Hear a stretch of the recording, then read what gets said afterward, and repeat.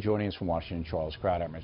So, Charles, the recent polls say only about 10% of Americans are still persuadable. But with new smears every day on both sides, I'm not sure that statistic is valid. What say you? Well, it's hard to know exactly what it means to be persuadable. I think what's remarkable about the two candidates is how well known they are. You go back over the last few election cycles. Did anybody, were there a lot of people who knew about Romney before he ran, even John McCain, John Kerry?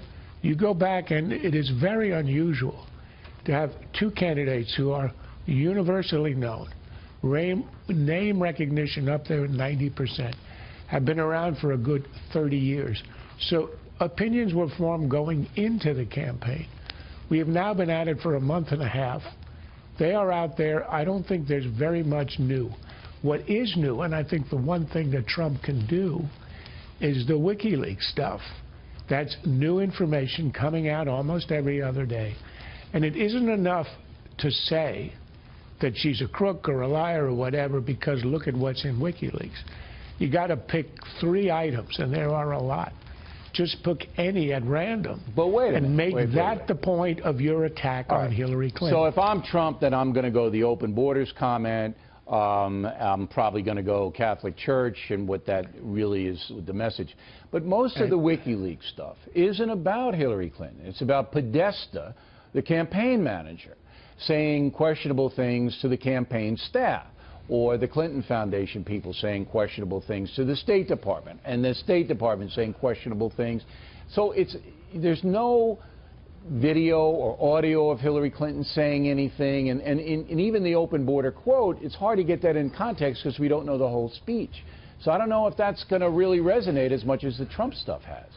Oh, look, no, it's not going to. Of course, a tape will beat text every time. Sex will beat corruption any time. Nonetheless, since we are not at the peak of that frenzy, we're going into the last debate. It doesn't matter if the overwhelming majority of the stuff in the WikiLeaks is about staff. You've got 90 minutes to talk about 10,000 emails. You only need 1 or 2 or 3 items having to do with Hillary. One of the most damaging is that she says you've got to have a public position and a private position. That goes to the essence of her weakness, that people think, probably correctly most of the time, that she doesn't believe in anything and that she is driven by ambition. In the WikiLeaks release today or over the weekend, you see her scolding her speechwriters because they weren't able to crystallize what her campaign is about. And I think she suggested the 4 fights. It sounded like a slogan for the leadership of the Chinese Communist Party. They don't know what it's about because it really isn't about anything. Well, it's united, we're to be stronger, or we're stronger together, or what does that hope mean? and change. Let's go back to hope and change. That was a good one. Now, Chris Wallace, he's your pal. You guys hang around and have malts together and stuff.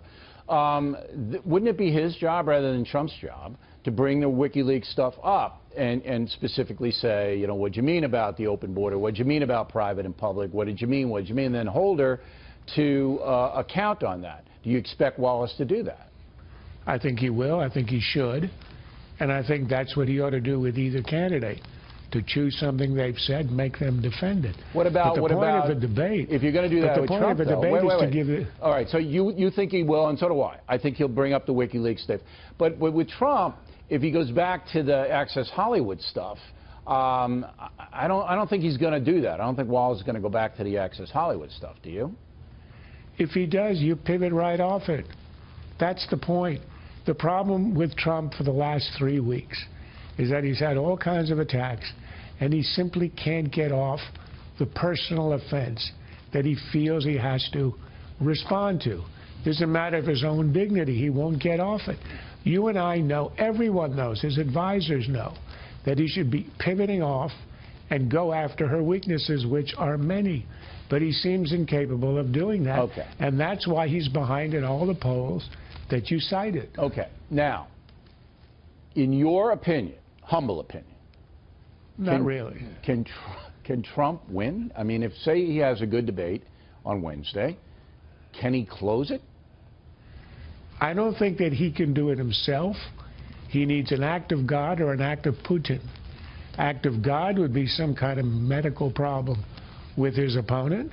Act of Putin would be something in WikiLeaks that links her directly to some kind of quid pro quo, some evidence that in return for money from who knows where, something tangible was given. That happens to be our standard. I think it's much too low a standard. It should be access, but we seem to accept the granting of access in return for money. That's how our system works. That's not a fatal offense. But if there is something of a quid pro quo right in there involving her directly, we heard today about the FBI and State Department wanting to trade favors, but that's underlings way down there in the bureaucracy. Got to be her. It's got to be her. And if it is there, that could swing it to the point where Trump, with a good close, could pull it out. All right, but you know the press isn't going to report it very strongly, and that's why God invented Fox. But we've been fair in this campaign. We're not looking to take anything out of context. At least we're not. But if something comes up, it'll be reported here. That's for sure. Charles, thanks very much.